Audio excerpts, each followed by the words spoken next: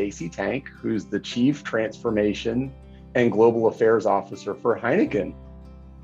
I did start 10 years at GE and lived all over the world. They brought me to Brazil, to Monterrey, Mexico, Mexico City, to Montreal and Toronto, living in Germany, in the UK, in France. So that it just really moved me around, and everything from doing acquisitions of television businesses in London with NBC Universal to holding enriched uranium in my hands in their nuclear business to aircraft engines and MRI machines and consumer and commercial banks, commercial real estate, super conglomerate model at that time. And I worked in finance, I worked in their corporate audit staff, and then also in marketing and communications roles. So I had a lot of different kinds of experiences there and couldn't have had a better training ground the first 10 years. And then I was sitting on a board with a woman who was at dinner with the US CEO of Heineken at the time. And purely through serendipity, he said, I have this role open in my management team and I'm looking for this. And she said, do you know Stacey Tank? And he Googled me. So I joined the management team at Heineken in the US. And then when Craig Menear was promoted to the CEO role at Home Depot, he reached out and invited me to join his team. And most recently, I was running some of their home services businesses. So we would renovate your kitchen, your windows, your doors, your floors, a couple $1 billion business, and turned that business around and got it from shrinking double digits to growing double digits, and thought I would run businesses forever. I was so fulfilled by the experience. And then the gentleman, Dolph, who hired me at the business in New York, became the global CEO of Heineken. And he reached out in early 2020 and said, hey, we need to write this next growth chapter. We're going to transform the company and stand on the shoulders of those who came before us to add our part. And will you come lead the transformation, help us shepherd, create, and shepherd our new growth strategy and make sure we then can operationalize it.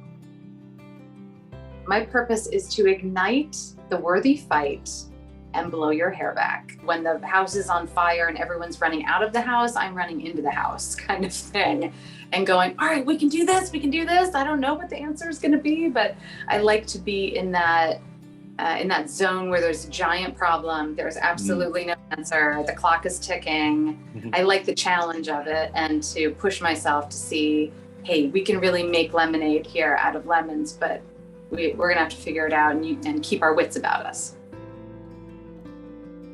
Have fun. It's not a crime. Enjoy it. Work hard, be kind, be curious. You know, if you have those things, you are going to thrive in life and people are going to want to be in your ecosystem and it'll all work out. Yeah, on the business side, when the bars and restaurants are closed and your customers are hurting, it's no fun at all. From an engagement perspective, in general, with even a business lens, I really worry about polarized society. We're getting pretty quick to point our fingers at other people and not listen, not try to find shared ground. And I still believe as humans, we have a lot more that unites us than divides us. And we need to put the energy there.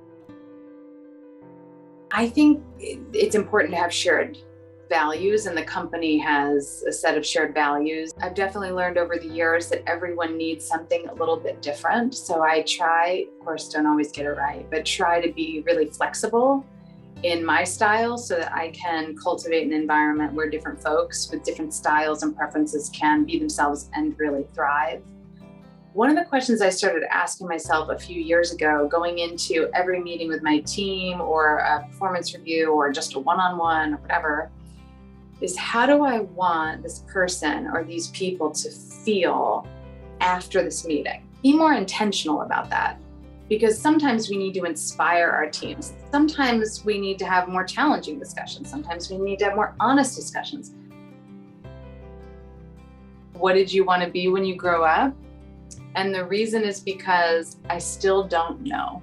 I think a lot of young people, when I get to engage with some of our student, hires and new joiners, they can sometimes get really wrapped up in the ladder and the linear, I had to study this so I could do that. And the truth is, you can do whatever you want to do. And you don't ever have to decide. And Actually, if you become too precise, unless you're really passionate about it, certain thing, if you can remain flexible, there are some extraordinary doors that will open for you that you should walk through. When I was really little, I was a huge performer. I loved to sing and dance and make people laugh. What you realize is that that's actually similar to business. You're bringing people together, you're energizing them to achieve something, hopefully bring a smile, paint the picture of what's possible, take them on a journey. So I use those skills a lot, and I'm grateful for them.